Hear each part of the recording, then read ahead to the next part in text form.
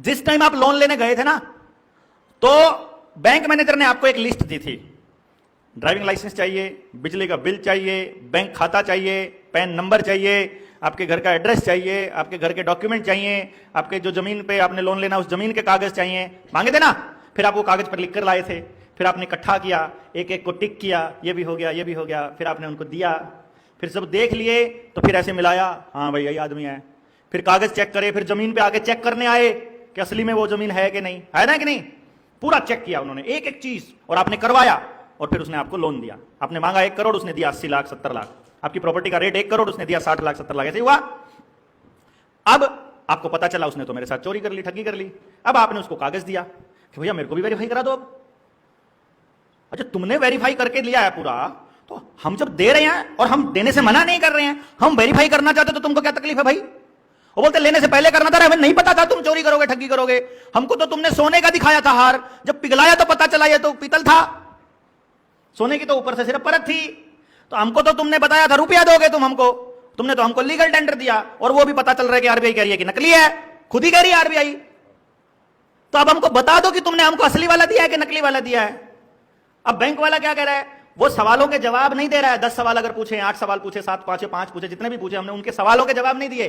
Bank वाले कह रहे हैं हमने तो जो किया आरबीआई के हिसाब से किया, और हम तुम्हारे आरोपों का खंडन करते हैं। बस इतना ही करता है ना वो यही कर रहे हैं ना जी, हम आपके आरोपों का खंडन करते हैं। वो जवाब उसको देना पड़ता है, क्योंकि जब वो धारा 80 के नोटिस को जब हम वकील के उस पे देते हैं ना, लेटरहेड पे, तो वो कानूनी नोटिस माना जाता है। अगर उसका वो जवाब नहीं देगा बैंक, तो वहां पर वो उसकी मौन सहमति मान ली जाती है।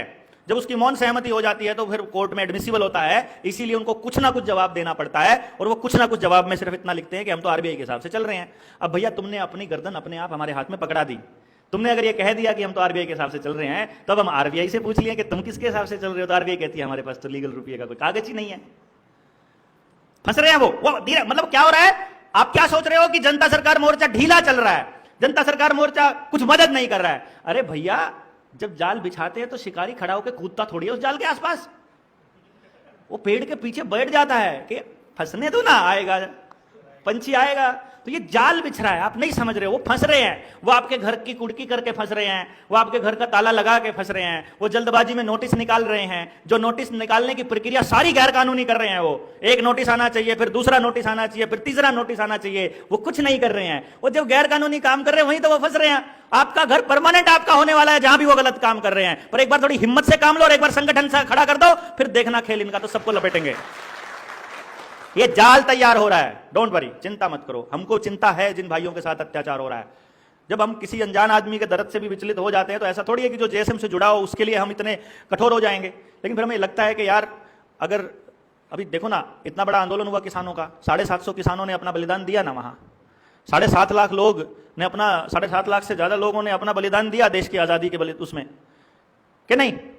कि अगर करोड़ों लोग अगर आजाद होते हो तो लाखों लोगों के मरने में क्या तकलीफ है भाई। तो ये समझो तुम भगत सिंह हो हमारे आजादी के इस आंदोलन के, वरना आजादी इतनी सस्ती होती तो भगत सिंह खुद अपनी जान को दांव पे थोड़ी ना लगाता भाई। आजादी इतनी महंगी होती है दोस्तों कि उसके लिए मरा जा सकता है। इतनी महंगी होती है कि अगली पीढ़ी आजाद होती हो तो इस उम्मीद में हम अपनी जान दे दें, इतनी महंगी होती है। और जब आखिर में मैं आपको जो बताऊंगा ना, निश्चिंत हो जाओगे, बिल्कुल निश्चिंत। वो रिकॉर्डिंग में नहीं बताना है अभी, क्या बताऊंगा देखना।